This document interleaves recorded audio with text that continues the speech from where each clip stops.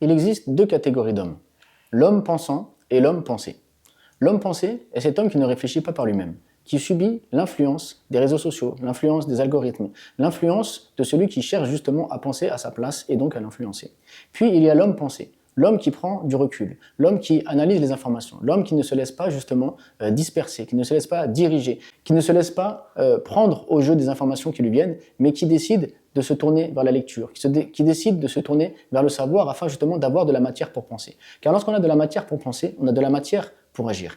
Et c'est là que justement on peut observer l'exemple des grands réformateurs, des savants qui ont pris au sérieux l'importance de la connaissance et qui ont voulu que cette connaissance crée de la conscience, que cette connaissance ne soit pas juste un entassement justement d'informations qui finalement permettent de briller là où on a envie de briller, mais qui ne permettent pas de faire briller des idées, qui ne permettent pas de générer de l'action, de la science pour de la science au lieu de la conscience. Et donc ils ont tous cherché à travers le savoir justement à donner à la personne le maximum de conscience pour qu'il puisse être un acteur dans son quotidien, un acteur dans sa vie, un acteur justement qui soit illuminé par le savoir. Et lorsqu'on regarde justement le rôle de l'imam Ibn Badis, il avait pris conscience dans la situation que son peuple vivait, que la lecture, que l'apprentissage, que la connaissance allait être justement ce qui allait pouvoir éveiller les consciences et qui allait pouvoir donner des directions dans l'action. Et qu'est-ce qu'il a mis en place? Plus de 200 écoles. Et lorsqu'il ouvrait ces écoles, ses ennemis avaient compris justement en quoi le savoir pouvait bouleverser les choses et donc on essayait de lui fermer ces écoles. Il avait également compris donc qu'à travers la lecture, il pouvait diffuser des idées et donc faire changer les mentalités, changer les populations. Donc il s'est lancé dans le journalisme